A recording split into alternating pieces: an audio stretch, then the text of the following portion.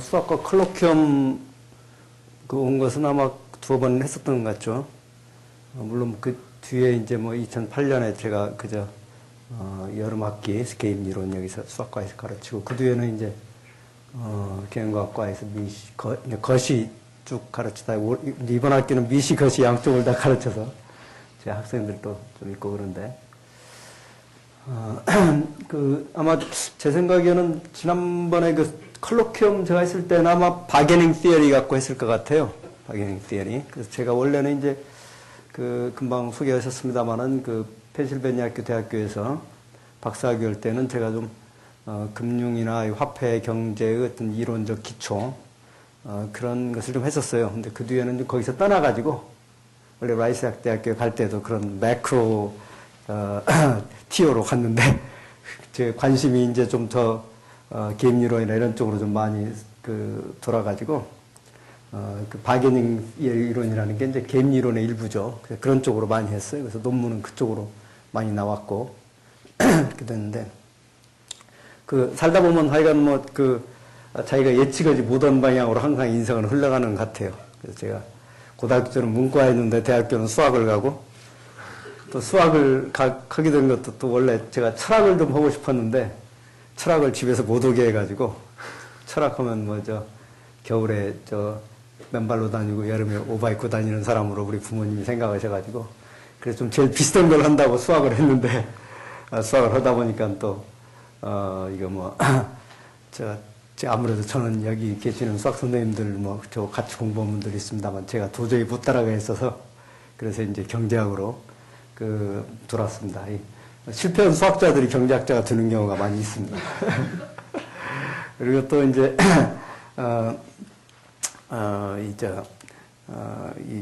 또 대학원에서 저희 지도 교수는 또 게임 이론이라면 아주 그냥 질세 거는 사람이라서 게임 이론 강의도 못 들었어요. 저는 살짝 수학만 좀 하고 청각만 좀 하고 할 정도로. 그런데 또 나중에 또 막상 제 논문 같은 건 게임 이론 쪽으로 많이 바게닝 시어리 쪽으로 하게 되고 하여간 알 수 없는 것이 인생의 또 곡절인 것 같아요. 그러다가 또 그러다 보니까 어떻게 또 IMF 사태가 나고 그러면서 현실 문제에 관심을 갖게 되고 그러면서 또 그때 많이 좀 그 현실 문제 해결하는데 많이 또 인발부가 됐었고 그러다 보니까 어떻게 제가 뜯어지 않게 또 공직 생활도 좀 했고 또 이제 다시 들어와서 보니까 이제 좀 한 2년 지났는데 이제 모든 걸 좀 뭉뚱그려야 될 그런 상황이 돼서 오늘 이야기한 것은 좀 이제 여러 가지가 많이 그런 의미에서 좀 섞여 있는 그런 거라고 하겠습니다. 그래서 제가 지난번에 왔을 때 이제 바게닝 이론에 대해서 말씀드렸을 건데 바게닝 이론이라는 한마디로 이야기하면 가령 케이크가 하나 있다 그러면 이 두 사람이 어떻게 이걸 케이크를 나누느냐 U1, U2는 1과 2에 플레이어 1과 플레이어 2에 가령 케이크 사이즈가 1이라고 그러면 어떻게 나누느냐 요런 문제인데 조금 더 일반화하면 이제 이 문제가 어떤 이제 feasible set이 있다. 그리고 그 바게닝이 브레이크다운 되면은 이 B1, B2가 이 사람의 유틸리티는 A가 되고 이 사람도 이게 된다. 그랬을 때 이 중에서 이제 어떤 포인트를 뽑아야 되는데 어떤 포인트로 이제 뽑을 것이냐. 그래서 이제 존 내쉬의 바게닝 이론, 존 내쉬의 솔루션이라는 게 있죠. 바게닝에서 그런 것에 대해서 이야기했을 겁니다. 제가 여기서부터 이야기를 하는 이유는 제가 돌고 돌아서 결국 이 금융위기를 해결하는 여러 가지 이야기에 대해서 많은 고민을 했어요. 많은 고민을 하고 왜냐하면 10년 전에 이제 제가 10년도 더 됐죠. 97년 그때 이제 한국의 IMF 위기가 나면서 그때 이제 한국에 좀 장기가 머물면서 그러면서 이제 그 당시 한국의 정책 결정자들하고 많이 그들을 도우면서 또 국제적인 이제 IMF나 미국 정부나 이런 데 사람들, 학자들 이런 사람들하고 많이 솔루션에 대해서 이야기하고 그럴 때는 제가 그 문제를 갖다가 이렇게 어떤 학문적인 문제로 보질 않았어요. 이론적인 문제로 보질 않고 그냥 경쟁이나 이런 건 다 이미 돼 있는 거고 다만 그걸 어떻게 그걸 적용하는 거냐 이런 관점에서 문제를 푸는 쪽에만 관심을 갖게 됐어요.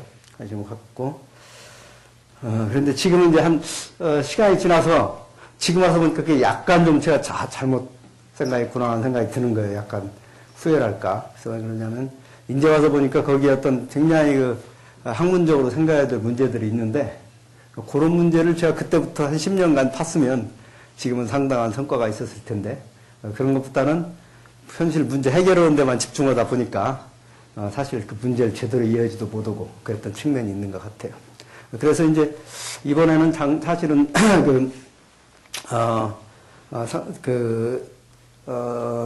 사실 이 문제에 관심을 갖게 된 것은 한 이제 한 3, 4년 되는데, 그때 이제 그 사촌 동생 하나가 이제 그 월스트리트에 투자은행에 있던 친구가 있는데, 그 친구가 어느 날 저한테 그런 이야기를 해요. 그런 이야기 뭐냐면, 이게 그 투자은행들이 다 망할 것 같다. 그 벌써 한 3, 4년 전에 그런 도저히 생각할 수 없는 이야기들인데, 국제금융의 어떤 추측이 그런 인베스트먼트 뱅크들인데, 그래서 왜 그런 말을 하느냐 그랬더니 이게 채산이 맞질 않는다. 그래서 그러면 뭐 네가 있는 회사는 어떠냐? 모건 스탠리에 있었는데, 지금 있었다는 표현을 쓰는 게 좀 작고 했어요. 너무 젊은 친구가 스트레스 받고 그러다 보니까 코넬 대학교 경제학과를 나왔는데, 제가 코넬 87년에 비지팅 했을 때 그때 그 학생이었어요. 그때 아마 여러분 김경주이라는 이름 기억할지 모르겠어요? 그죠? 지난번에 무슨 사건이 BBK인가 뭐 베베 꼬였는가 뭐 그런 사건, 그 사건의 주인공인데 그 같은 클래스메이트예요. 제가 그도 코넬 경제학과 출신이니까. 근데 어쨌거나 그래서는 그때부터 좀 문제를 이게 무슨 소리냐고 들여다보기 시작했는데, 본격적으로 들여다보기 시작한 것은 이제 2008년 제가 이제 공직생활을 떠나게 되면서 그때부터 본격적으로 들어가면서, 바로 제가 그해 여름에 2008년에 이제 이제 여기 우리 김동 선생님이 여기 티칭을 좀 드디어 겸임 교수, 말로만 겸직 교수가 아니라 진짜로 한 강의를 한번 해달라 해서 6월 10일부터 벌써 2년 됐네요. 한 달 했는데, 끝나자마자 제가 이제 홍콩 동경 가서 그쪽에 시장 사정 좀 보고, 또 그해 또 9월 달에는 뉴욕에 가고 10월 달에는 또 워싱턴에 가고 그러면서 시장에 있는 사람들, 정책 경찰관 만나고, 또 작년에도 제가 이제 미국의 중앙은행, 또 미국의 재무부 사람들도 만나고, 또 올해도 이제 지금 한 달쯤 전에 유럽 그 중앙은행하고 영국 중앙은행, 또 스위스 바젤의 BIS라고 있죠. 뱅크 오브 인터내셔널 세틀먼트. 그것도 갔다 오고 그래서 제가 돌아간 이유는 여러 가지 좀 제가 모르고 있던 것들을 배우기도 하고, 또 제가 생각하고 있는 게 맞는지 그 사람들한테 한번 바운스 오프 해보기도 하고.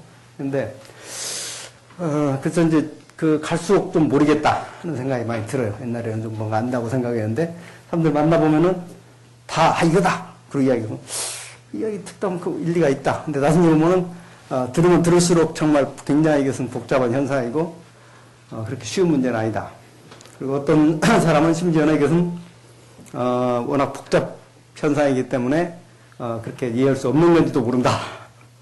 근데 그게 무슨 말인가 그러는데, 가만 생각해 보니까 가령 라이프라는 거, 우리가 라이프를 설명하는 어떤 모델이, 하나의 단순한 모델이 있고 설명한다고 사람들이 웃겠죠. 복잡한 게. 뭐 그런 현상일 수도 있다는 거죠. 그런데, 뭐 그렇게 하다 보면은 또 가닥이 안 잡히잖아요.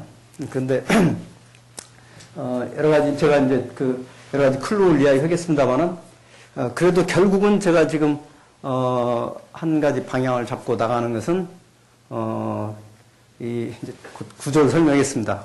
그 방향이 있는데, 그것은 결국은, 이 바게닝 이론과 관계가 있다. 그렇게 해서 제가 설명을, 이따가 왜 어떻게 관계가 되는가는, 제가 설명을 우선 하고, 설명을 좀 진행하면서, 어떻게 관계가 되는지 설명을 드리겠습니다. 선생님, 여기 보면 뭐가 잘못됐죠? 1년이 지금 시차가. 그럼 이거 지금 안 된다고 그랬습니까? 된다고 그랬습니까, 이제? 이쪽을 향해 잡힙시다. 이쪽을 향해 쏘면 돼? 이걸 누르면 되나요? 요거? 아니, 요거는 요거? 네. 아니, 요쪽인가?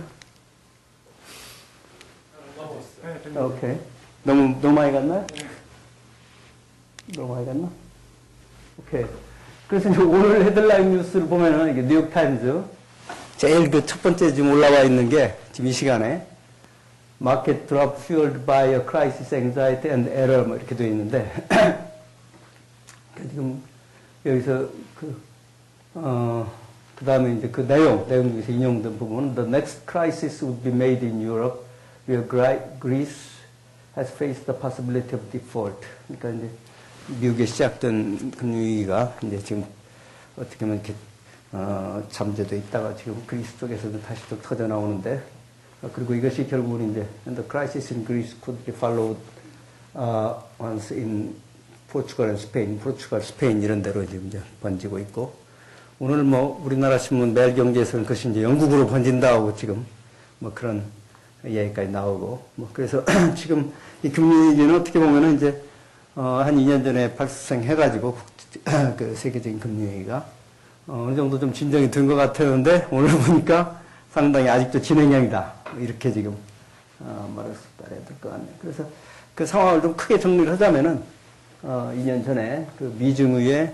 그 세계 금융위기가 일어났고 물론 그동안 금융위기들은 많이 있었습니다. 근데 글로벌이라는 표현을 쓰는 것은 truly 글로벌 진짜 그 글로벌이라는 스케일로 일어난 것은 아마 추측 같아요. 물론 뭐 국소적으로 아시아에서 일어났다든가 러시아에서 일어났다든가 라틴 아메리카 이런 일이 있었고 또 뭐 서구에서도 뭐 그 30년대 20년대 말 30년대 초에 그 공황 때만 하더라도 그것이 반드시 뭐 모든 전 세계적인 공황이라고 볼 수는 없겠죠. 근데 지금은 뭐 정말로 문자 그대로 전 세계적인 공황이라는 의미에서 좀 미중에 설레가 없는 그런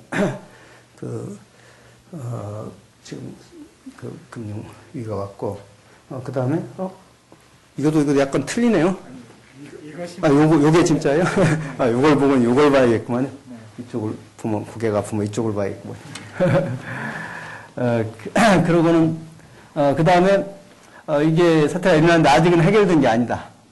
해결된 게 아니기 때문에 지금 여러 가지로 금융시장은 어느 정도 겉으로 좀 그동안 안정세를 보이고 했지만은 근본적인 문제가 해결이 안 됐기 때문에 결국은 이게 앞으로 당분간은 좀 이 침체기가 전 세계 경제의 침체에 계속될 수밖에 없다 이렇게 보는 것이고 장기적인 점은 다만 이제 단기적으로는 좀 회복세를 보이고 있다. 그러나 회복세가 그렇게 서스테이너블한 것은 아니다. 이렇게 지금 정리를 할 수가 있겠습니다. 이쪽으로 가야 됩니까? 그래서 이제 우선 이 위기의 배경을 보게 되면은 우선 이제 제가 조금 이따 좀 구조적으로 조금 설명을 드릴 건데 우선은 조금 여러 가지 그 현상적인 걸 좀 말씀드리자면은 우선 그 경제의 그 구조적인 그 변화가 있었다. 경제 구조별. 그 경제 구조라는 것은 뭐냐? 변화하는 건 뭐냐? 우리나라 같으면은 가령 60, 70년대에 큰 구조적인 변화를 겪었죠. 우리나라가 그 전에만 해도 농업 위주의 그런 경제에서 60, 70년대를 거치면서 공업 위주의 그런 산업사회가 됐잖아요. 그러면서 90년대를 거치면서는 80년대, 90년대를 거치면서는 이제 지식 기반의 제3차 산업 위주의 그런 이제 그 구조적인 변화를 겪게 된 전 세계적으로도 지금 우리나라는 그래 압축적으로 지난 한 4, 50년간 압축적으로 그런 구조적인 변화를 진행시켜 왔지만 서구 같은 경우에는 이제 그 산업화, 농업사회에서 그 공업화되는 것은 상당히 긴 기간, 100년, 150년, 200년 이렇게 걸렸던 것이고, 지금에 와서 그러나 함께 지금 지식사회, 지식 기반의 경제로 이렇게 변화하고 있다. 이것이 지금 큰 그 구조적인 변화인데, 그러다 보니까, 이제, 이 가령 농업사회를 그 지탱하는 여러 가지 그 사회 인프라, 제도들이 그런 공업사회에 맞지 않기 때문에 거기서 어떤 그 여러 가지 그 크라이시스가 일어날 수 있는데 그와 마찬가지로 공업사회에서 지식기반 사회로 이행하는 데서 그 여러 가지 지금 문제들이 발생하고 있다. 이런 걸 볼 수 있고 또 그 과정에서 또한 그 특히 그 금융시장 또는 금융산업의 발전이 굉장히 주목할 만하다.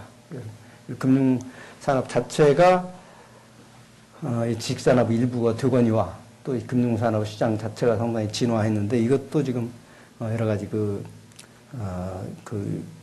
위기의 배경이 되고 있다는 것. 또 한 가지 위기의 배경으로 생각할 수 있는 것은 이제 세계화가 위기의 배경으로 될 수 있고 또 이것은 어떤 의미에서는 그 위기의 뿌리라기보다는 위기의 그 전파가 이제 더 전 세계적으로 됐다는 그런 원인이 또 되겠습니다. 그래서 이제 이 현재의 세계 금융위기의 원인이 뭐냐 이걸 갖다가 이제 좀 쭉 우리가 들여다보면은 우선 이제 이제 현상적으로 좀 들여다보면 그러면은 첫째 금방 말씀드린 것처럼 이러한 그 새로운 경제와 또 기존의 금융 시스템과 사이에 어떤 미스매치가 있다 이렇게 볼 수 있어요. 그러니까 그동안의 금융 시스템은 아까 말씀드린 대로 그런 IB들, 그 투자은행들 이런 것들이 주된 그 금융시장의 플레이어였고, 그 다음에 또 신용 그 평가기관들, 레이팅 에이전시들, 그 다음에 또 규제기관들이 있었고, 또 정책 그 결정자들, 정책 그 입안자들 이런 사람들이 있었는데, 이런 그 어떤 금융 시스템과 또 새로운 지식 기반 사회와 사이에 또 괴리가 생긴 거죠. 괴리가 생겨서 그런 문제가 해결되지 못한 데 뿌리가 있다 이렇게 보는 거. 그 다음에는 이제 그런 구조적인 변화하고는 조금 다른 문제인데 그 전 세계적으로 거시 변수들 사이에 그 불균형이 있었다. 이 중에서 가장 많이 지적되는 게 뭐죠? 혹시 뭐 아시는 분 있어요? 국제적인 거시 불균형 중에서 가장 많이 지적되는 게 그게 이제 미국과 중국 사이의 불균형 이런 걸 이야기하죠. 미국에서는 너무 소비가 많고 그 저축이 부족했다.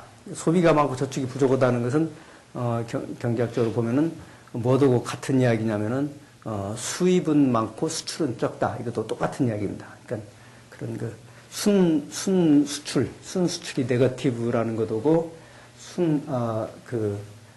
순 저축이 파지티브라는 것도 똑같은 이야기입니다. 경제학적으로. 그러니까 이제 그래서 미국에서는 이제 돈을 몽땅 빌리고 그리고 중국에서는 또 거꾸로 저축을 많이 하고 수출을 해서 저축을 많이 하고 또 그것이 미국에 그렇다 보니까 돈은 중국에서 미국에 빌려주는 형태가 됐는데 그래서 이제 그 돈이 미국 사람들은 이제 중국 사람들이 빌려주는 돈 가지고 이제 너무 그 돈이 흔하다 보니까 그걸 가지고 이제 집을 사고 그러다 보니까 이자율이 내려가고 그러다 보니까 이제 부동산 그 거품이 일어났다. 그래서 이제 거기서부터 서프라임 그 모기지 사태 그런 것에 뿌리가 됐다는 이제 그런 관점이죠. 이것도 굉장히 그 중요한 관점이라고 생각합니다. 왜냐하면 결국 이따가 설명하겠습니다만은 그 금융위기라는 게 그 언더라인 코즈가 있고 그 다음에 그것이 전파되는 과정이 있고 이 두 가지로 나눠본다면은 그 언더라인 코즈 중에 하나가 이거라고 볼 수 있고 그 다음 또 하나는 이제 그 전파되는 과정에 관계되는 건데 이게 뉴 이카노미에서는 이 픽스드 코스트가 굉장히 중요한 역할을 해요. 무슨 이야기냐면 여러분들이 경제 원론을 혹시 배웠으면은 그 비용에는 이렇게 고정 비용과 가변 비용이 있죠. 고정 비용이라는 것은 이제 뭐 보통 이야기할 때 뭐 무슨 공장을 먼저 짓는다. 그러면 이제 일단 투자해놓고 그 다음에 사람을 쓴다. 사람을 쓰는 것은 사람을 많이 쓸 수도 있고 조금 쓸 수도 있고 그러니까 가변 비용이라고 그러고 또 뭐 물건을 많이 생산할 때는 재료를 많이 쓴다. 뭐 이렇게 재료에 들어가는 비용이라든가 그러나 처음에 대규모 장치를 한다든가 이런 것은 픽스드 코스트 뭐 이런 건데 그동안의 경제학 보면은 보통 이 고정 비용은 무시를 합니다. 무시를 하고 보통 가변 비용만 가지고 경제학을 해요. 왜냐하면 그것이 이제 그동안 제조업 중심의 경제학에서 중요한 부분이었기 때문에. 근데 이제 날리지 베이스드 이코노미로 오면 좀 스토리가 달라요. 가령 소프트웨어를 만든다. 그럼 소프트웨어라는 게 사실은 그 만드는 데 들어가는 비용이 거의 다예요. 픽스드 코스트가. 그 다음에 그것을 갖다가 뭐 100만 명이 쓰느냐, 1000만 명이 쓰느냐, 1억 명이 쓰느냐에 따라서 생기는 그런 가변 비용은 별로 안 된다 이거죠. 자동차 같은 건 틀리잖아요. 자동차는 100만 명이 쓸 수 있는 자동차를 생산하는 것, 100만 대를 생산하는 것하고 1000만 대를 생산하는 것은 분명히 코스트가 다르잖아요. 가변 비용이 굉장히 큰데. 근데 소프트웨어 같은 건 그렇지 않다. 영화도 그렇죠. 요즘에 요즘 히트친 영화 뭐라고 그러죠? 하나는 2 있죠. 뭐지? 아이언맨 2. 그것도, 그 다음에는 또, 뭐, 무슨 구름을, 뭐, 뭐라고 그러지? 뭐, 구름을, 뭐라고 그래? 두 번째, 한국 국산 영화, 그 뭐라고 그래? 무슨, 뭐였죠? 누가? 구름을 뭐해? 벗어난 것처럼? 달처럼인가? 그거 이제, 디스턴트 세컨드라고 그러는데, 어쨌거나, 이게 이제 벌써 이쪽은 벌써 100만 넘어가고 이쪽은 이제 한 50만 드는 모양인데, 일주일 만에. 그런데 이게 영화라는 게 처음에 들어가는 코스트가 큰 것이지, 50만 명이 보나 100만 명이 보나 똑같다, 이 말이에요. 그러니까 이제 이게, 가변 비용보다 고정 비용이 굉장히 큰 것이 지금 지식경제 시대에서. R&D도 그렇잖아요, R&D. 가령 파머스티컬 인더스트리, 제약업체라든가 이런 거. 연구 비용이 무지하게 들어가는 거지. 그걸, 아스피린, 마스피린 하나 생산하는 비용이 들어가는 건 아니거든요. 얼마 안 된단 말이에요. 그렇기 때문에로써, 그동안에 이제, 제조업 시대 때, 경제학에 이제 이렇게 사이클을 설명하는데, 여러분, 사이클 설명하는데, 이제, 거기에 무슨 가속도 이론이네, 무슨 승수 이론이네, 이런 게 있어요. 그래서 그런 것들을 갖고 하다 보면 사이클이 나오죠. 사인 곡선이 나오고 그러는데, 거기서, 그래서 이제, 어떤 승수가 있죠. 가령 정부가 돈을 쓴다 그러면 그것이 몇 배 효과로 나타난다든가 이런 게 있는데. 근데 이제 그런 이론들이 다 어떤 제조업 시대 때의 가변 비용 중심의 이제 그런 경제 이론에서 나온 거다. 이거죠. 그러면 고정 비용이 됐을 때는 이 승수 효과 같은 것이 또 우리가 생각지 못하는 그런 어떤 catastrophic proportion으로 이게 움직일 수도 있는 것이고, 그런 이제 프로퍼게이션 메커니즘에서 이제 지금 우리가 생각지 못하고 있는 현상들이 일어나고 있다. 이렇게 지금 또 볼 수 있고. 그 다음에 여기 지금 한 이야기들은 제가 좀 여러 가지로 이 문제를 들여다 보는 데 있어서 그동안 여러 가지 실마리라고 그럴까? 클루들로 지금 좀 이렇게 모아본 겁니다. 그 다음에 또 중요한 요인은 뭐냐면 이게 마니게임이라는 게 뭐냐? 돈 노름이다. 이거 노름 쉽게 이야기는. 무슨 이야기냐면은 금융, 여러분들 금융에 대해서 배우고 있습니다. 금융의 본연의 기능이 뭐예요? 금융은 쉽게 이야기하면 두 가지 기능이 있다고 볼 수 있어요. 하나는 이제 펀딩 기능, 어떤 사업을 해야 되겠는데 그 사업을 하려면 자금이 있어야 할 거 아니에요? 그럼 그 자금은 누구한테 빌려야 할 거 아니에요? 그러면 자금은 여러 가지 가게에서 저축을 하는 자금을 모아가지고 그걸 이제 사업을 하죠. 기업에서 빌려가지고 사업을 하게 되는데, 그것이 이제 펀딩 기능을 하는 것이 금융이고, 또 하나는 그걸 하되 리스크 쉐어링. 한 사람이 원래 이 비즈니스라는 것은 굉장히 리스키한 것이기 때문에 어떤 프로젝트가 한 사람이 그걸 하기에는 리스크를 감당할 수가 없으니까 리스크 풀링을 해가지고 여러 사람이 함께 리스크 쉐어링을 하는 그런 기능이 금융의 기능이란 말이에요. 금융의 원래 기능은 그런 건데, 이게 그 과정에서 이게 이제 그게 좀 오버해가지고 그런 것보다는 돈 노름으로 이제 펴는 거예요. 거기다 베팅하고 그러니까 생산적인 거 아무 관계 없고 여러 가지를 처음에는 그게 어떻게 하면 펀딩을 잘할 것인가, 어떻게 하면 리스크 쉐어링을 잘할 것인가를 위한 여러 가지 금융 여러 가지 수단들, 도구들 이런 것들이 나중에는 그냥 여러 가지 그냥 돈 노름하는 수단이 됐다면 얼마를 한번 낼래 그 다음에 거기서 한번 몇 배로 돈을 벌기도 하고 몇 배로 잃기도 하고 그런 이제 상황이 생겼다 이거죠. 그래서 이 몇 배로 이제 되는 것이 뭐냐면 이게 소위 레버리지라는 거죠. 레버리지라는 게 뭐냐면 자기 돈을 가지고 가령 사업을 하는 괜찮은데 자기 돈은 1이라고 그러면 남의 돈을 한 2배쯤 빌려가지고 사업을 한다. 그걸 레버리지라고 그러죠.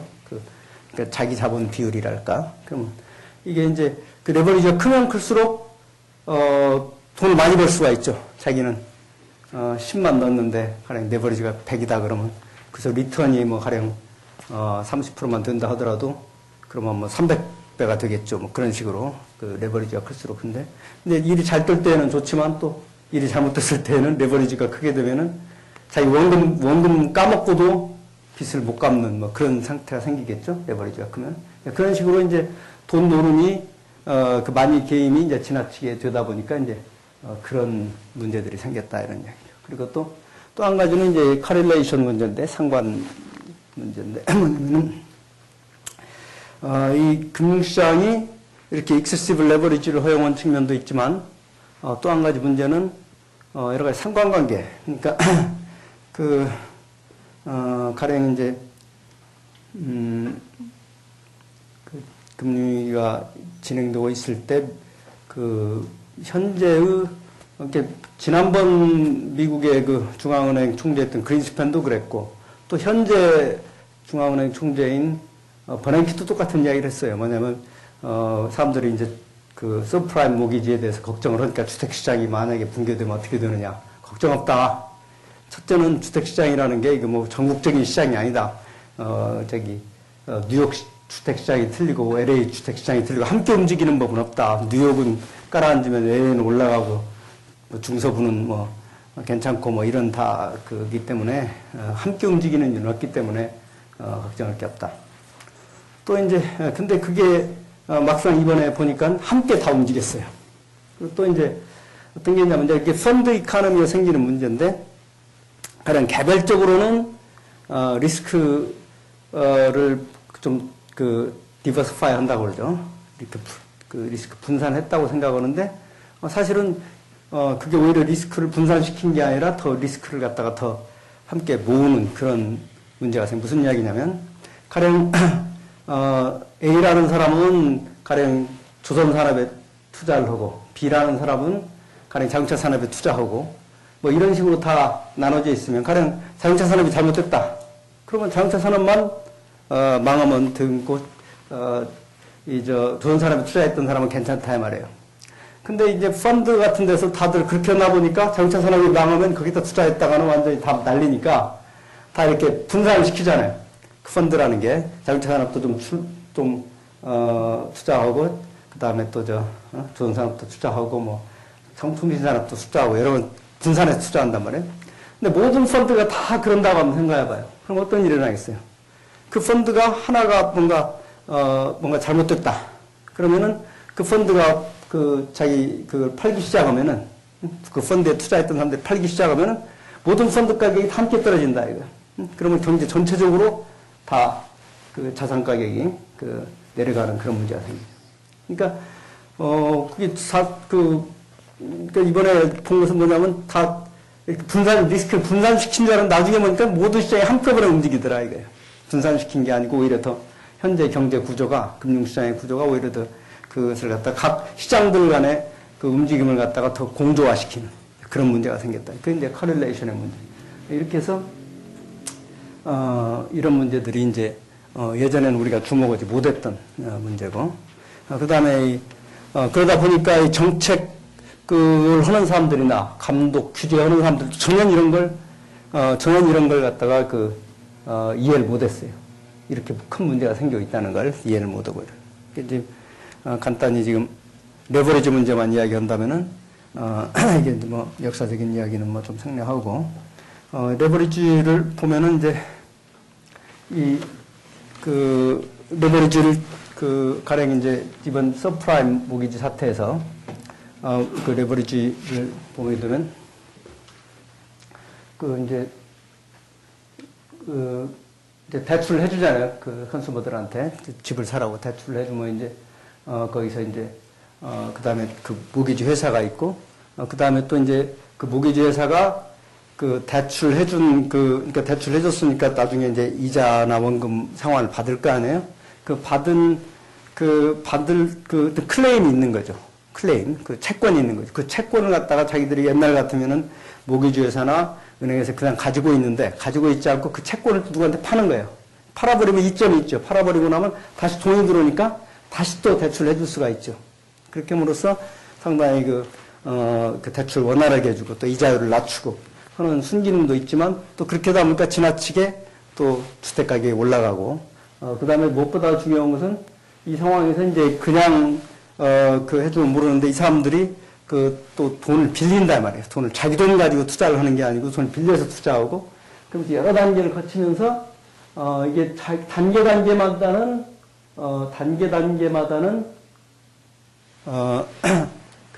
상당히 합리적인 레버리지 레이쇼라고 봤는데 이렇게 중층적으로 돈을 빌려, 말하자면 아까 제가 채권을 팔았다고 그랬죠. 그 채권을 갖고 있는 사람은 그 채권을 자기가 갖고 있는 게 아니라 또 그 채권을 담보로 또 돈을 빌려서 또 다른 사업을 한단 말이에요.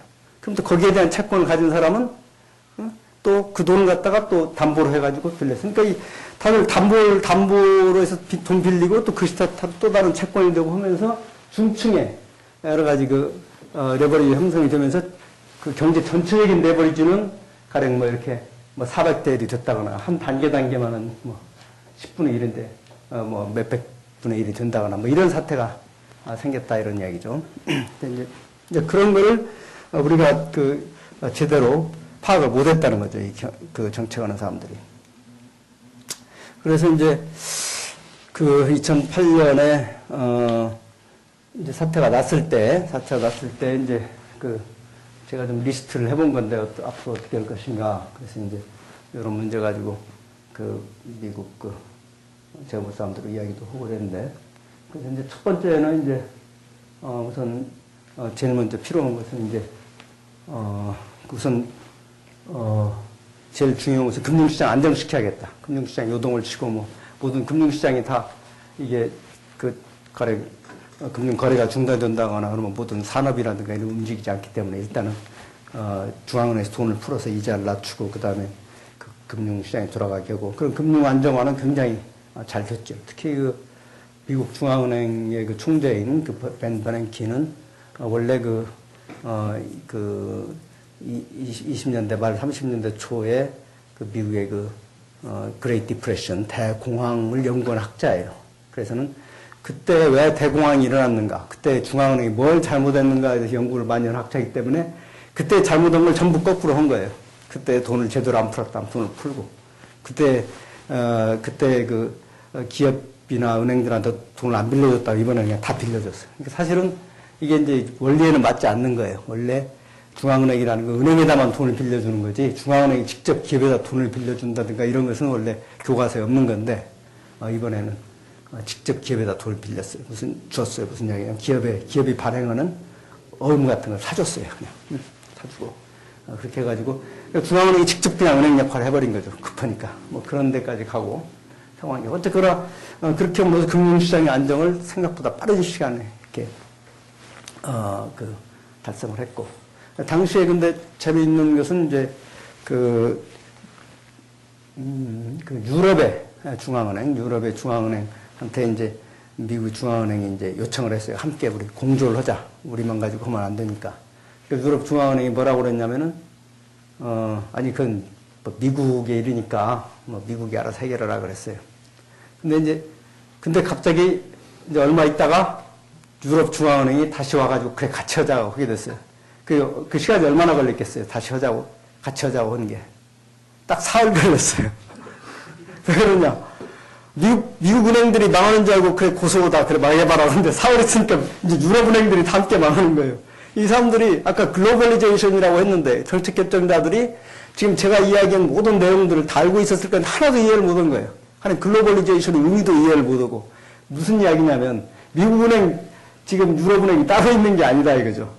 다 미국 금융시장 요동치면 유럽 금융시장 고동치고 하는 그런 것 기본적인 것도 이해를 못했다 이거죠. 최고의 말하자면 정책 결정자들까지도 그런 상황이었다는 거예요. 그 다음에는 뭐냐면, 그 다음에는 이제 이것과 함께 다만 돈을 넣는 데만 중요한 게 아니고 돈을 넣으면서 근데 이것도 어떤 디스플린이 들어가게 돼요. 그것도 이제 이따가 좀 제 구조적인 이야기를 좀 드릴 텐데, 또 규율이 들어가야 돼요. 돈을. 가령 IMF가 돈을 넣는다고 하면 그냥 넣는 게 아니잖아요. 어떤 조건이 붙는단 말이에요. 말하자면 위기의 뿌리가 가령 정부가 재정이 방만했다. 그러면 재정을 이렇게 축소하는 그런 조건이 들어가고 그러는데, 그리고 은행이 가령 방만하게 했다면 그 은행의 주주들한테 페널티가 들어간다든가, 또 그것보다 더 중요한 건 그런 시스템 자체가 아까 제가 말씀드린 그 시스템에 문제가 있었다고 그랬죠. 가령 정말로 제가 아까 말씀드린 그런 가설이 정말 사실이라면, 그러니까 이런 주식경제의 현재 주식경제 산업으로 변화의 현재 금융 시스템이 맞지 않다. 이 가설이 맞다면 결국은 금융 시스템을 새로운 시스템에 맞게 바꿔야 할 거 아닙니까? 그것이 이제 리폼이라는 게 여러 가지 문제 생긴 걸 해결한다는 의미도 있지만은 근본적으로 뭔가 시스템을 바꾼다는 의미도 있고, 이제 그 부분은 이제 지금 상당히 제대로 안 돼 있어요. 과제예요. 그래서 제가 이제, 지금 중앙을 돌아다니고 한 달 전에, BIS 같은 데도 갔다 왔는데, 거기에 Financial Stability Board라고 해서 이제 그 세계의 금융 감독원, 직접 규제 감독 권한이 없으니까 감독원이라고 부르기는 그렇고 권한은 없으니까, 그러나 여러 이제 세계 감독 기구들이 모여가지고 거기서 새로운 대책을 만드는 그런 기구니까 거기서 그 기구의 이제 사무총장도 만나고 그러고 하는데, 어쨌거나 그 부분은 전혀 지금도 작업이 안 돼 있어요. 앞으로. 그리고 뭔가 다들 떠들고 있지만 제가 보기에는 맥을 제대로 짚고 있는 것 같지는 않고, 그래서 요 금융 시스템의 개혁 문제는 상당히 오래 걸리고 또 앞으로 굉장히 그 새로운 아이디어나 그 생각들이 많이 필요한 분야, 연구를 많이 해야 될 부분이에요. 여기서 이제 가령 아이비들의 롤이 어떻게 되나, 아다시피 지금 그동안 우리가 알고 있는 메이저 아이비들, 모건 스탠리니, 무슨 골드만삭스니, 다 이제 없어졌잖아요. 없어졌다는 건 무슨 회사는 그대로 있지만 순수 아이비는 없어진 거죠. 다 그 은행, 커머셜 뱅킹 쪽에 라이선스를 다 받고, 이제 옛날에는 그런 일부러 커머셜, 예금을 안 받는 그런 은행으로서 이름은 은행이지만 소위 말하면 섀도우 뱅킹이라고 그래요. 자기들 컨설팅을 한다든가 투자를 한다든가 여러 가지로 자기 계정 가지고 많이 여러 가지 금융 거래를 많이 하고, 그러면서 정부 규제로부터는 자유로우면서 돈을 마음껏 벌 수 있는 이제 그런 형태의 영업을 했는데, 그런 형태의 영업은 이제 이미 메이저 5개 정도 메이저 아이비들은 사라졌다 이거. 그런 의미에서는 다 이제 정부 규제하에 들어왔다 이거. 그 근본적인 지금 그러니까 이제 그런 투자은행들의 역할이 어떻게 되느냐라든가, 또 크레딧 레이팅 에이전시, 신용평가 기관들도 이번에 죄가 많다고 그러죠. 여러 가지로. 지금 이제 시험을 그냥 다 설명드릴 수는 없지만 여러 가지 문제가 많았어요. 신용평가 기관들이 다 엉터리였다 이거죠. 그거 믿고 투자했다가 다들 손해를 많이 보고, 또 그 평가 기관들이 또 돈을 버는 게 그게 좀 어떤 공공기관이 아니라 그 이윤을 추구하는 기관이기 때문에 그 평가 받는 사람들한테 돈을 받아요. 그럼 당연히 레이팅을 올려줄 거 아니에요? 쉽게 이야기하면. 그런 걸 할지. 하여간 여러 가지 그 문제들이 있었기 때문에 그런 문제를 어떻게 할 것이냐. 또 IFI라는 그 인터내셔널 파이낸스 인스티튜션들, 그러니까 이제 우리가 흔히 알고 있는 IMF라든가 국제통화기금, 그 다음에 월드뱅크, 이런 것들이 이제 그런 것들이 IFI라고 그러는데, 인터내셔널 파이낸스 인스티튜션. 근데 이제 그런 것들 사실은 이게 그 역사적인 역할이 지금 어떤 의미에서는 좀 애매모호해요. 왜냐면 이게 역사적으로 따지면 그게 소위 말하는 브레튼 우즈 협정이라고 그래가지고 그것의 산물로 생긴 건데, 그때는 근본위주의를 중심으로 해가지고 만든 IMF는 이제 주로 단기적인 거시적인 그 문제, 그리고 또 그 단기적인 유동성이라고 하죠. 돈 빌려주는 거 이런 역할을. 월드뱅크는 좀 그 개발 문제, 그러니까 저개발국에다 돈을 장기 융자해줘가지고 그 개발에 필요한 돈을 대준다든지 그런 역할을 분담을 해서 했는데, 이제 그 체제가 사실은 이제 그 처음에 출발한 의미는 지금 상실이 됐어요. 그래서 이걸 어떻게 이제 다시 리오거나이즈 하느냐, 이런 문제. 그 다음에 이제 또 규제 감독을 어떻게 하느냐. 옛날에는 가령 은행 하나만 들여다보고 이 은행이 가령 돈을 이 은행이 가령 그 밸런스 시트가 건전하냐 아니냐 이런 관점에서 봤는데, 지금은 이제 그런 관점에서 보면 안 되겠더라 이겠죠. 왜냐하면 그 은행이 금융 시스템 전체에서 굉장히 어떤 중요한 위치를 차지하고 있다. 그런데 그 사람들은 그런 그 경제학적으로 외부 효과라고 그러죠. 익스터널리티. 자기가 하는 행위가 딴 사람한테 영향을 미치는데, 그냥 공해 같은 것이 대표적인 예죠. 그러니까 그런 딴 사람들의 미치는 영향을 생각 않고 자기들 이익만 추구하고, 그러면서 시스템 전체의 어떤 리스크를 가져오는 행위들을 하고, 이런 문제를 어떻게 다룰 것이냐. 그렇다면 정부가 처음부터 아예 그런 걸 모두 규제를 할 것이냐. 그러면 이제 시장 경제가 아니라 정부의 통제하에 들어가게 되는데, 이런 그 규제 범위를 어떻게 하느냐. 또 금융이라고 본질적으로 보자면, 금융이라는 게 그동안에 제조업이나 이런 걸 서포트하는 하나의 보조적인 거였는데, 그동안에 금융시장이 발전하면서 독자적인 산업으로 발전하고, 미국 같은 데는 오히려 그게 돈을 아주 버는 유망한 산업이 됐단 말이에요. 지금 와서 보니까 과연 그 접근법이 맞는가? 금융이라는 것을 독자적인 산업으로 봐야 되느냐? 아니면은 그 제조업이나 이런 걸 보조하는 그런 수단으로 보고, 그런 인프라로 봐야 되고, 공공 부문에서 컨트롤하는 게 맞느냐. 뭐 이런 이제 본질적인 문제까지 대두되게 됐다. 이것은 뭐 이런 것까지 물어보게 된 것은 처음이다. 그동안에 만약에 이런 이야기 했으면 저 사람은 무슨 월스트리트나 뭐 이런 데에서 난리 났죠. 저 사람은 완전히 좌파다. 시장경제를 모르는 사람이다. 그랬는데, 이제는 월스트리트 할 말이 없게 됐다. 이거죠. 그래서 요즘에 뭐 그런 이야기 우스갯소리도 있잖아요. 뭐죠? 부자를 위한 사회주의라고 그러나? 부자를 위한 사회주의라고 그래서 가난한 사람들을 정부가 도와준다고 할 땐 좌파라고 그러고, 부자들이 무슨, 문제가 생길 때 도와주는 건 뭐 우파라고 그러고, 뭐 그런 상황이 됐다. 그러니까 지금 철학이 흔들리고 할 말이 별로 없게 된 상황이기 때문에 이런 문제도 옛날 같으면은 좌파적인 생각이라고 했었는데 지금 와서는 근본적으로 들여다봐야 될 그런 지금 필요가 됐다. 자, 그 다음에 이제, 그 다음에는 이제 그 정부 정책이라는 게 크게 뭐 이제, 두 가지가 있는데, 하나는 이제 금융정책, 하나는 재정정책, 경제정책 중에 정책이라고 제가 말씀드리는 것은, 하나는 이제 금융정책은, 문제가 생길 때 돈을 푸는 거야 말이자면, 제가 위기 극복과 관련해서 금융정책과 재정정책의 역할을 말씀드리자면, 돈을 푸는 거예요. 돈을 풀어가지고 일단 하기가 돈이 돌아가게 만드는 거지. 근데 돈을 아무리 풀어도 돈이 안 돌아갈 수가 있어. 왜? 돈이 안 쓰면 그만해. 사람들이 돈을 푸는 대로 다들 주머니 속으로 들어간다. 안 쓰고. 또 기업은 돈을 아무리 대출을 해줘도 겁나니까 망할까봐 잔뜩 쌓아놓기만 하지 투자를 안 한다. 또 은행도 중앙은행에서 돈을 대줬더니 자기 금고에다 쌓아놓기만 하고 대출을 안 해준다. 뭐 그러면 돈을 쓰는 사람이 없으니까 경제가 안 돌아가게 돼 있죠. 그래서 어떻게 하면 재정정책이라는 건 정부가 직접 돈을 쓰는 거예요. 정부가 직접 뭐 쓸데없는 길도 하나 만들고 뭐 왜 그 일본에 잃어버린 10년 뭐 20년 뭐 요즘 그렇게 이야기하는데 그 정부가 경제가 안 돌아가니까 돈을 막 썼는데 뭐 북해도에다 막 하이웨이를 만들었더니 곰만 지나다니더라. 뭐. 네? 우리나라도 좀 그런 뭐 그 있죠. 그는 이제 그런 이제 재정정책은 돈을 쓰는 거예요. 돈 쓰는 거. 근데 이제 이 부분은 상당히 잘 됐어요. 생각보다. 그리고 돈을 쓰는데 한 나라만 쓰게 되면 이게 이제 세계 금융 한 나라만 쓰게 되면 문제가 어떻게 되겠어요? 그 나라는 수입 초과가 되기가 쉽죠. 그 나라는 돈을 막 흥청망청 쓰고 다른 나라는 돈을 안 쓰면 돈 안 쓰는 나라는 수입 초과, 수출 초과가 되겠고 이렇게 되면 이제 서로 돈을 안 쓰려고 그러니까 함께 써야 되거든. 근데 이번에 상당히 그것은 제가 우려했던 건 잘 됐어요. 중국도 막 대규모 돈을 쓰고 일본도 쓰고 뭐 독일도 유럽도 쓰고 뭐 미국도 쓰고 하여간 그 부분은 상당히 생각보다 잘 됐다. 제가 웰단이라고 지금 웰단이고 이것도 웰단이고 이건 챌린지 아직 지금까지 안 됐다. 또 하나는 이제 maintain efficiency and consistency of policy. 이거는 돈을 쓰는데 아까 그저 북해도에다 길 만들 같은 돈을 쓰더라도 그렇게 하는 것보다는 우리 뭐 카이스트 학생들이 뭐 연구하는데 돈을 쓴다거나 하면 훨씬 더 효율이 있을 거 아니에요. 그죠? 그러니까 어떻게 돈을 쓰느냐 굉장히 중요한 문제다. 그 다음에 또 컨시스턴시도 굉장히 중요한 거다. 정책계.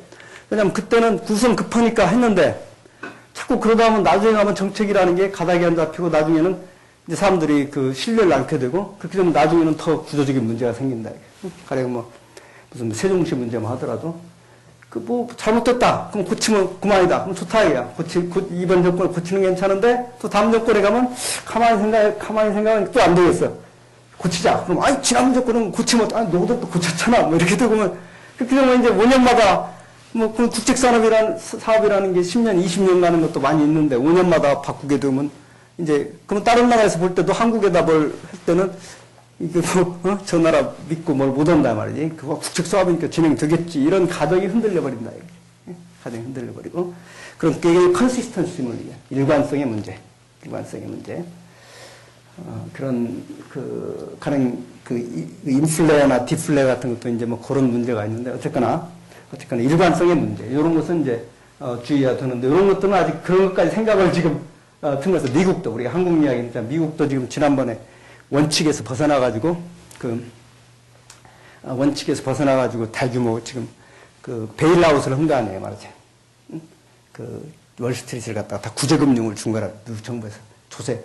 부담자들, 텍스페이어들의 많이를 돈을 가지고 뭐 이런 거 보면 그 다음에는 이제 감당이 안 되는 거예요. 그 동안에는 뭐 그 제일 시장 경제를 떠들던 사람들이 그렇게 해놨으니 다음부터는 이제 뭐 그래, 우리나라에 옛날에 무슨 대통령 선거할 때마다 농어촌 부채 탕감한다 그러면 사람들이 그 말이 되냐? 돈을 그럼 갚은 사람들은 다 바보냐? 그런 정책하는 건 좌파다 그런데 사실 재벌들이 문제 생기면 또 엄청나게 베일아웃 해준단 말이에요. 그런 문제들 우리나라에만 있는 게 아니라 미국에도 지금 그런 문제들이 생겼고. 근데 제가 2008년에 그 미국 재무부에 갔을 때 그때 마침 이제 미국도 정권 과도기라 그 가보니까 그게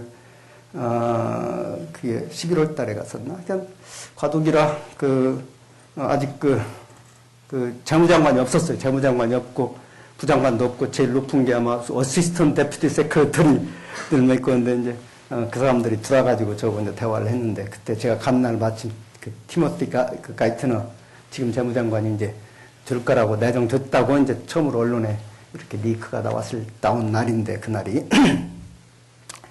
그때 이제 제가 가서 보자 그러니까 그 사람들이 제 이제 이력서나 이런 걸 보고 이 사람도 보니까 IMF 때 일도 좀 하고 그랬으니까 한번 이야기나 들어보자 해서 처음에 한 사람이 들어왔어요. 근데 이야기를 계속 하면서 이게 계속 많이 들어가지고 나중에 세미나룸처럼 됐어. 이야기를 하다 보니까. 그래서 어시스턴트 세크레터리도 3명이 들어오고 보니까 거기 이런 사람들이 다들 굉장히 엘리트들이더라고요. 다들 하버드 나오고 무슨 박사들이고 월스트리트에 이러고 다 이런 사람, 굉장한 사람들인데. 근데 제가 3가지 질문을 했어요. 그 사람들한테. 뭐냐. 이게 좀 잘 생각해보라. 우리가 참 IMF 때 당신들이 와가지고 우리한테 좋은 조언을 많이 해주고 나도 그때 당신들 이야기를 잘 들어가지고 한국 그때 그 문제를 해결하는데 굉장히 도움이 됐는데 이상하게 당신들이 지금 하고 있는 것은 정반대로 지금 가고 있는 것 같다. 그게 무슨 이야기냐. 첫째, 우리들은 이자율을 굉장히 높이라고 해가지고 다 기업들 죽이고 난리치더니 당신들은 이자율을 무조건 낮추라고 지금 하고 있지 않느냐. 그것은 정반대로 가고 있다. 둘째, 우리한테는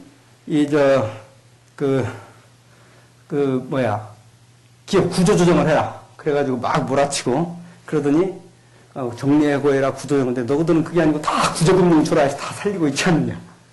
이것도 이제 틀린 이야기가. 그 다음에 또 정부 재정도 그때 우리나라는 돈을 못 쓰게 우리나라가 무슨 재정 적자가 있었던 나라도 아닌데 돈 못 쓰게 막아틀더니 너희들은 지금 재정 적자 돈을 써라. 무조건 다 풀어라 해가지고 쓰고 있지 않느냐. 그러니까 도대체 어느 게 맞는 거냐. 네. 그랬더니 그때는 지역의 경제 위기고 지금은 글로벌 경제 위기니까 다르지 않느냐. 어쩌고 이제 그렇게 말은 쉽게 시작인데 가만히 논리를 전개하다 보니까 이게 맞지 않는 거야. 자기들도. 뭔가 이상해. 그러니까 자꾸 이제 자기들 논리 전개를 하다가 이상하니까 이거 풀어봐. 그래서 연구를 이 말이 맞는가 이제 하다 보니까 이상하게 이제 자중질환이 일어난 거야. 이게 도대체. 그래가지고 이제 저한테 이제 거꾸로 이제 물어봐요. 어떤 게 맞다고 생각하느냐.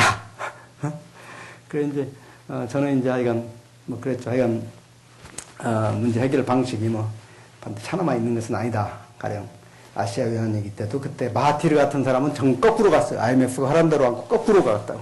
다들 비난했지만 사실은 그것도 방법이라고. 그러니까 우리나라 같은 경우는 돈이 못 도망가게 이자율을 높여가지고 그리고 다 그동안에 했던 돈에 여러 가지 흐름 같은 거 묶여있던 거 다 풀고 그렇게 하면서 시장에 신뢰를 얻는 방향으로 그렇게 했는데 마하티르 같은 경우는 거꾸로 다 막아버렸어요. 돈을.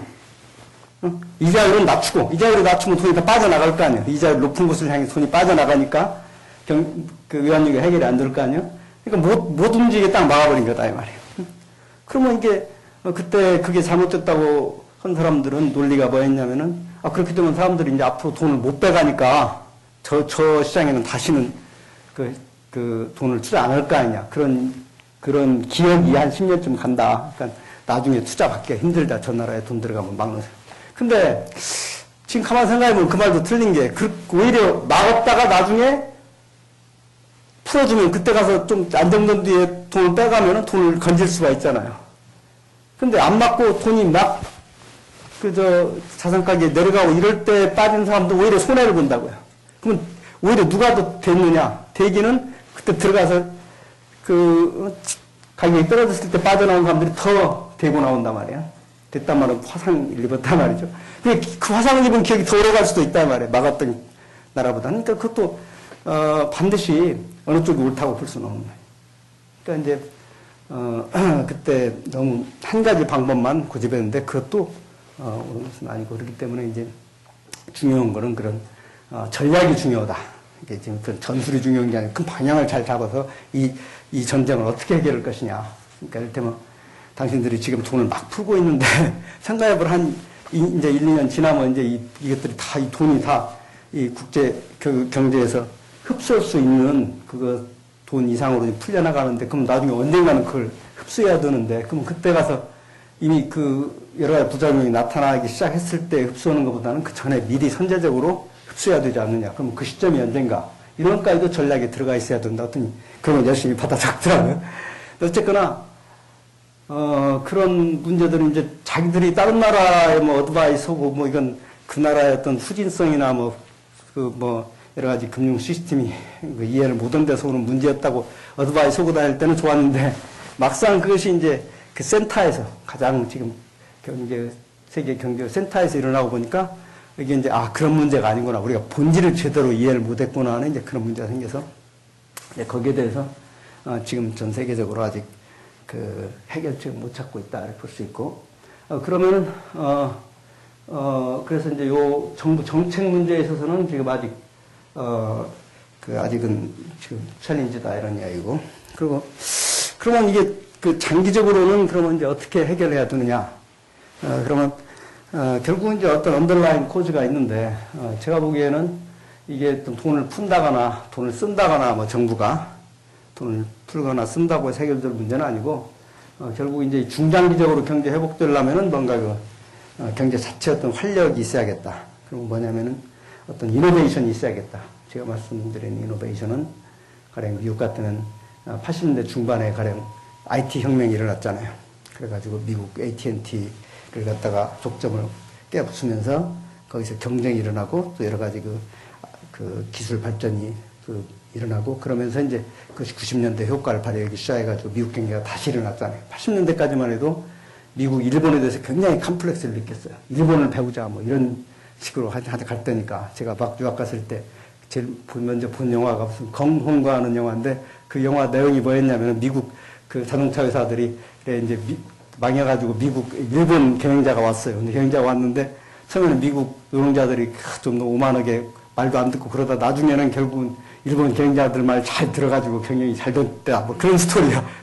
그런 게 뭐 박스오피스 뭐 히트무비 같은 그럴 정도였으니까 얼마나 콤플렉스가 많았어요. 근데 그걸 극복한 것이 뭐였냐면 결국은 IT 혁명이라 이 말이에요.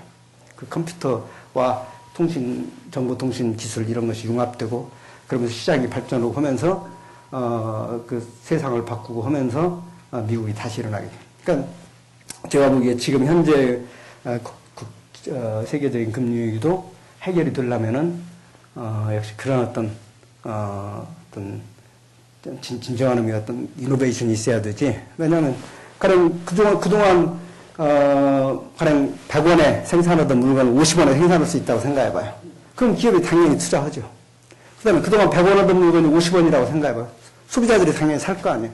그럼 경제가 자연히 살아날 거 아닙니까? 그래서 이제 이런 경제가 제대로 살아나려면 이노베이션이 있어야겠다 이런 이야기고. 자, 그러면 제가 이제 좀 현상적인 면에서 좀 말씀드렸는데 구조적인 문제는 좀 쭉 설명만 드릴게요. 이제 깊이 들어가지 못할 거.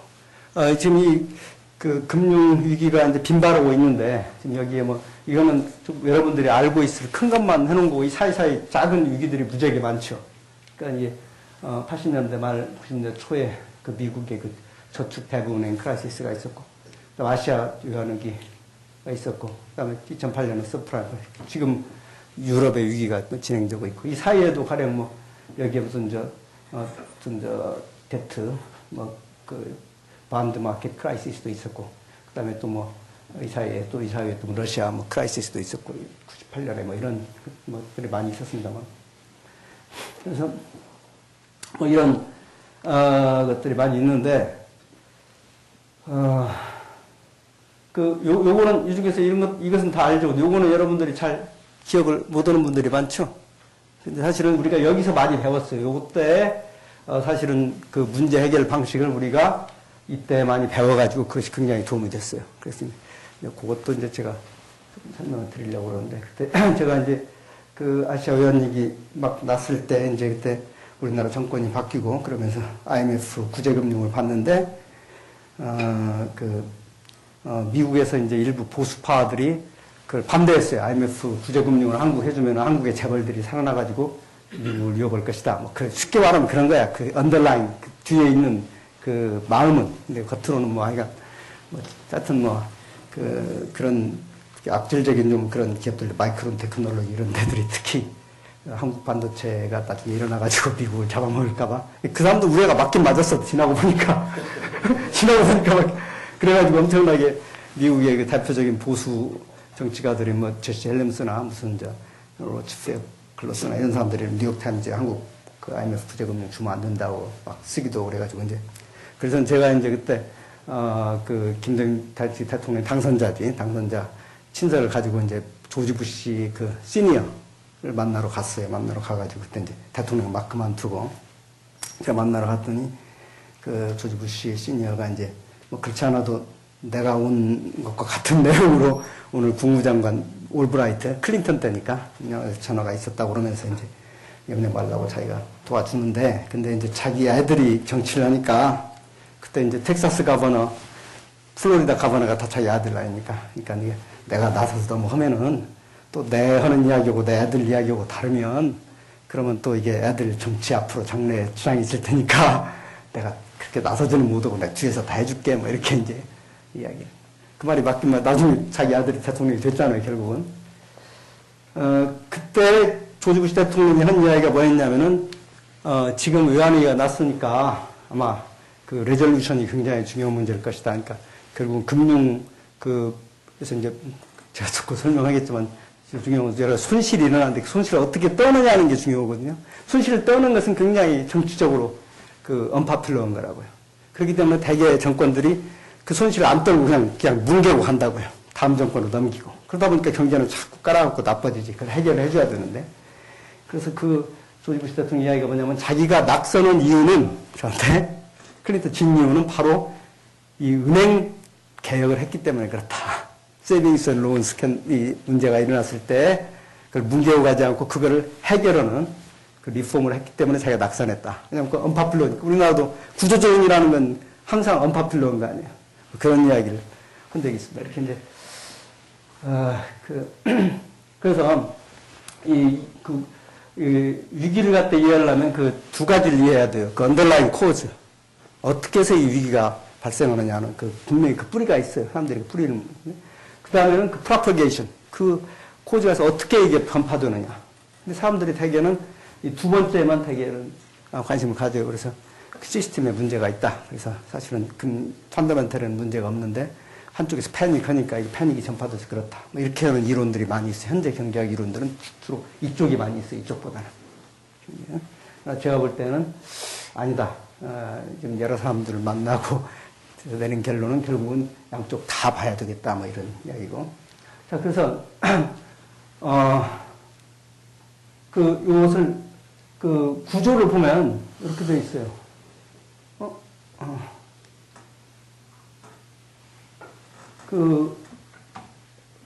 위기의 구조를 보면, 이게 이제 지금 핵심이에요. 제가 이제 박연이 오줌게 시킨다고 그러는데, 뭐냐면, 결국, 위기라는 게 뭡니까? 위기의 본질은 뭐냐면은, expectation과 reality 사이의 갭이 크라이시스예요. 위기라는 건. 그러니까 전부 다, 이런 경제가 이렇게 갈 것이라고 생각했는데, 현실은 그게 아니고 훨씬 퍼포먼스가 낮은 거. 그럼 그 사이에 갭이 생긴단 말이에요. 그것이 위기의 본질이에요. 기대치와 현실과 사이에 갭이 생긴 거. 그러면 그것을 어떻게, 그래서 이제 그렇게 되면 금융 위기가 생기는데, 그것이 그러면 어떻게, 어떤 형태로 그러면 이게 그게 나타나느냐면, 첫째로 이렇게 되면은 기존의 자산 가격이 유지가 안 되는 거예요. 위기라는 거. 위기 상황이라는 기존 무슨 이야기냐면, 집값이 너무 올라가 있다, 이거. 현재 집값이 서스테이너블한 집값이 아니다. 그럼 거기 위기가 발생하는 거다, 지금. 그 다음에 또 주가도 마찬가지. 주가도 너무 올랐다. 근데 그게 도저히 기업의 여러 가지 이윤이라든가 앞으로 그런 거 경제 앞으로 상황 이런 걸 생각하면 그렇게 될 수가 없다. 그 현재 그 상황과 가격과 사이에 갭이 생기는 거예요. 그 다음에 또 어떻게 보면 existing contract. 사람들이 그냥 주식만 소유하고 집만 소유하는 게 돈을 빌리잖아요. 가령 집 살 때도 우리가 모기지, 뭐 돈을 대출을 받기도 하고, 또 은행에서 또 돈을 받기도 하고, 또 돈을 대출 받기도 하고, 기업에서. 그러면 이런 어떤 데트 컨트랙트가 있는데, 이 컨트랙트가 이게 안어가 되지 않는, 컨트랙트가 이제, 컨트랙트를 이행하지 못하는 사태가 생긴다. 그것이 위기다, 이 말이에요. 돈을 빌렸는데 계약대로 갚지 못하게 되는 상황. 이런 문제가 생기는 것이 바로 위기라고 볼 수 있죠. 금융위기라고 볼 수 있고.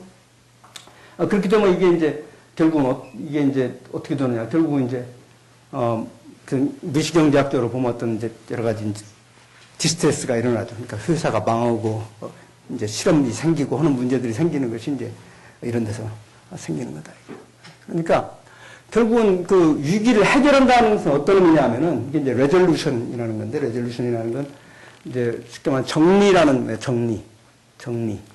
그래서 레졸루션이라는 건 뭐냐면은, 되게 정리 그러면 이제 마이크로 에코노믹 그 레졸루션만 생각해요. 아니 회사가 가령 우리가 무슨 회사 정리법 이런 거 있잖아요. 회사 정리법이니 파산법이니 뭐 무슨 법정 관리 이런 게 다 정리의 일종이에요. 정리라는 거. 왜냐면 어떤, 결국은, 그러니까 정리가 이제 우선 주식 가격이나 주택 가격 뭐 이런 것은 정리가 쉽겠죠. 어떻게 보면 가격으로 조정해버리면 주택 가격 폭락을 해버린다거나 그러면 투자한 사람이 손해보는 거죠. 주가가 폭락을 했다. 투자한 사람이 손해보고 마는 거죠. 그것이 이제 그런 형태로 레졸루션이 일어나기도 하지만 또 이제 어떤 문제가 생기냐면은 또 이제 데트 컨트랙트에 서는 경우가 많아요. 다 아까 레버리지 이야기를 했지만은 다 자기 투자가 아니고 남의 돈을 빌리기 때문에. 그렇기 때문에 결국, 이 위기를 해결한다는 건 뭐냐면은 바로 이 위기에서는 로스가 일어나는데 그 로스를 어떻게 배분하느냐. 손해를 배분하느냐는 것이 위기 해결의 핵심이에요. 은행들을 갖다 살린다든가 우리나라에서도 대기업들을 살린다든가. 우리나라도 지금 이걸 한 10년 만에 해왔어요. 여러분들이 잘 기억 못할지 모르지만 우리나라에서도 기업들이 다 하다 보면 한 10년쯤 지나다 보면 너무나 투자를 많이 했는데 이윤은 안 나고 그러니까 빚을 못 갚아. 그럼 어떻게 하느냐. 한 번은 뭐 그걸 예금자들한테 다 덮어 씌우는 거예요. 예금자들한테. 예금자들 돈으로 메꾼 적이 있었고 그 국가에서 그다음에 기업한테 그냥 돈을 주는 거지. 돈을 주고. 그 다음에 또 우리 그 옛날에 뭐 83조친 이런 게 있어요. 왜냐하면 다 그냥 다 이자를 다 동결해버리는 거예요. 이자를 동결하고 이 돈 빌린 것도 몇 년간 그냥 동결해버리는 거예요. 몇 년간 안 갚아도 된다. 이렇게 해서 그냥 무조건 빚을 갖다가 다 탕감은 아니지만 유예해주고 뭐 이런 한 10년에 한 번씩 청소를 했어요. 우리나라도. 그동안 해온 거. 이런 것이 이제 그리고 그래도 구제금융. 근데 이제 구제금융이 들어갈 때 그냥 들어가는 일은 별로 없죠. 대개는 이제 어떤 그 규율이 들어가죠. 가령 어떤 회사에 돈을 주던 주주들의 돈을 감자를 한다든지 또는 아주 그냥 소각을 한다든지 뺏어버리는 거죠. 회사를. 돈이 들어가는 대신에. 미국도 이번에 투자은행들한테 돈을 대주면서 정부가 이제 그 주식을 많이 그 주식을 달라고 그래. 주식을 해야지. 이번에 돈을 많이 벌었다고 그래요. 미국 정부가. 근데 사실은 미국 정부보다 돈을 많이 번 건 영리한 그 투자가들 며칠 전에, 한 달 전에 뉴욕 타임즈에 나한테 한 열 몇 명 이름이 나왔더구만요. 그래서 다 몇십조 단위로 돈 번 사람들. 왜냐면 그 사람들의 투자 이론은 간단했어요. 뭐냐면은, 정부가 돈을 댔으니까, 정부가 저기 투자할 때는 절대로 정부가 손해보지는 않을 것이 나중에, 텍스페이어들 돈을 넣고 나중에 거기서, 이득이 났다고 해야 되지, 정치적으로. 손해보지는 않을 것이다. 그러면 저도 함께 따라서 하면 되겠다. 거기다 돈 들여가지고 몽땅 투자했어요. 정부가 사는 채권들만 다 샀어요. 그 사람들은 갑자기 한 1년 만에 몇 조를 벌어버린 거예요. 그런, 그래서 어쨌거나, 이 레졸루션이 결국은 이 로스 쉐어링, 손해를 어떻게 나누냐는 것이 바로 이제 핵심이다. 그래서 이제 제가 바게닝 이론 이야기를 하는 건데, 결국은 이제 아까 이 바게닝 이론이라는 게 그 케이크가 하나 있으면 그 어떻게 나누냐 이런 거라고 그랬잖아요. 그러면 가령 이게 45도로 한다고 여기 반절씩 나누자 이런 것도 있을 수 있을 것이고 여러 가지 있을 수 있는데 그러면은, 이게 이제 지금 여러분들이 한번 생각해 봐야 될 문제, 이게 이제 굉장히 지금 핵심적인 문제이기 때문에. 그럼 여기에 어떤 구조로 생각할 수 있냐면, 여기에 어떤 클레임이 있다고 봐요, 클레임. 이 회사로부터 이제 채권자들이 있다. 채권자들이, 이 사람은 채권자 1이 있고 채권자 2가 있어요. 이 채권자가 하나는 이제 은행일 수도 있고, 하나는 근로자, 노동자일 수도 있어요. 노동자일 또 임금 채권 같은 게 있으니까.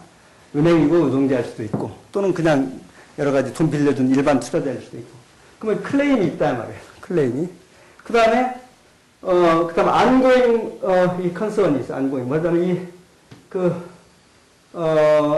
만약에 이 기업을 살리면, 리퀴디티 인젝션을 해가지고 베일아웃을 해주면은, 그러니까 이 파일을 생산할 수, 이 파일을 어떻게 나눌 수가 있다고 생각을. 그 다음에, 그렇지 않고 이게 채권자들이 서로 어그리를 못 오면은, 못 오면 손해본다, 이거죠, 둘 다. 그다음에 리퀴디티, 어떤, 뱅크럽시 밸류가 있겠죠. 말하자면 그 기업 더 이상 기업으로 그냥 기업 자산 팔아버리는 거죠. 덤핑 해가지고. 기계도 팔아치우고 다 했을 때도 조금 셀비지 밸류가 약간 좀 밸류가 있겠죠. 근데 그거 얼마 안 되겠죠. 다 기업에 다 중고로 떨이 해가지고 남는 게 얼마나 있겠어요. 근데 이런 구조다 말이에요. 클레임은 여기 있고, 이게 이제 없다면, 요 문제가 없다면 이제 거꾸로 볼 수가 있어요. 뭐냐면, 저기서는 아까 브레이크다운 포인트가 있고, 나눠야 될 것은 파지티브 보니까, 이런 쪽으로 이제 브레이크다운 포인트에서, 여기서 여기서는 거꾸로, 이제 쉽게 생각할 수 있는 바이오닝 이론을 뒤집어서 듀얼 프로블럼으로 볼 수도 있죠. 그러니까 요 클레임 프로블럼을 뱅크라스 프로블럼 보고 여기서 가령, 요즘, 아까 모든 이론을 거꾸로 다 적용하는 거예요. 이게 무슨 말이겠죠? 이게 브레이크다운 포인트라고 보고, 이게, 나눠야 될 케이크라고 생각하고, 사인은 바뀌겠죠. 사인은 내가 사인만 바꿔주면은 뒤집어지겠죠. 그렇게 해서 이제 여기서 이런 포인트를 정하는 방법이 있고. 그러나, 또 그렇게, 그래서 이제 여기 이 뱅크럽시 프로블럼도 여러 가지 게임 이론에서 여러 가지 재밌는 이론들이 있어요. 탈무드에 나오는 여러 가지 이론들도 있고, 유대인들이 옛날에 생각한 여러 가지. 근데 그렇게 또 간단치 않은 게 이게 뱅크럽시 밸류가 또 있단 말이에요. 뱅크럽시 밸류가 있기 때문에, 뱅크럽시 포지션이 있기 때문에, 이럴 때 이제 어떤 성질을 만져보는 게, 좋은 솔루션이냐 하는 그런 이제 수학적인 문제가 있고, 이것이 이제 굉장히 중요한 문제인 게 이걸 해결해 주지 않으면 우리나라에서도 IMF가 이날때 제가 제일 먼저 주장한 것이 빨리 우리나라의 도산법들을 정비해야 된다. 뱅크럽시 파산법이나 또 아까 회사 정리 법정 관리라고 그다음 화의 이런 여러 가지 방법들이 있는데 그런 거 시간이 너무 오래 걸려. 몇 년씩 걸리고 그러다 보니까 결국 그러다 보니까 그 회사가 돌아가지 않고 사람들은 실업이 되고 그러니까 그걸 빨리 해결을 해주면 그만큼 경제가 빨리 회복될 수 있다. 근데 빨리 해주지는 않고 그거 작업만 해도 한 몇 년 걸려가지고 제가 국회에 있을 때 사실은 통과가 됐어요. 이게 도산법 통합도산법이라고 하는 것이. 그래서 근데 이게 제가 지금 생각하고 있는 것은 결국은 금융위기의 본질은 기존의 계약과 현실과 갭이 생긴 거고 해결 방법은 결국은 손해를 어떻게 나누느냐는 거고 또 손해를 나누느냐에 대한 어떤 익스펙테이션이 지금 그게 시스템이 매크로지 이건 이제 마이크로적인 것이 아니고 회사 하나가 아니고 경제 전체적으로 일단 조세 부담자들이 얼마나 부담해야 된다 노동자들이 어느 정도 지금 손해를 감수해야 된다. 그리스 문제도 돌아가서 지금 그리스에서 노동자들이 지금 파업하고 난리 났죠. 왜냐하면 노동자들이 가령 감수해야 될 부분이 있고 손해에서 또 이제 거기에 자본가들이 감수해야 될 부분이 있고 또 일반적인 그 조세 부담자들이 감수해야 될 부분이 있고 이거 어떻게 나누느냐 문제란 말이에요. 이런 것에 대해서 좀 명쾌하게 누가 그런 문제를 다 크게 보고 결론을 내려주고 그런 것이 누구나 받을 수 있는 그런 이론들이 생겨야 이 현재 문제도 해결할 수 있겠냐 이런 시스템이 되어 있으면 그런 것에 대해서 좀 더 명확한 그런 이론들이 있고 그 시스템이 되어 있으면은 위기의 발생도 굉장히 바로 패닉을 하지 않을 테니까 위기가 일어나면은 이런 이 나라는 이런 것으로 이걸 해결한다. 그런 것이 그 언서턴티가 굉장히 줄어들고 그렇게 되면은 위기 자체도 이렇게 좀 크라이시스 뭐 어떻게 해야 될지 모르는 상황이 크라이시스 그런 게 아니고 문제가 생기면 어떻게 한다는 매뉴얼이 있게 되는 거죠. 그렇게 되면은 조금 더 그 시장이나 이런 반응도 조금 더 좀 차분하게 진행될 수 있고 그래서 그런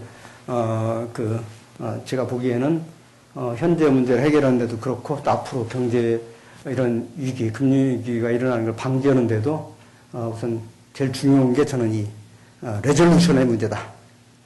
레졸루션 문제다. 그래서 이런 문제를 이제 여러분들이 한번 수학적으로 한번 접근해보면 굉장히 흥미있는 문제다. 그리고 그 문제. 자, 여기서부터는 쭉 이제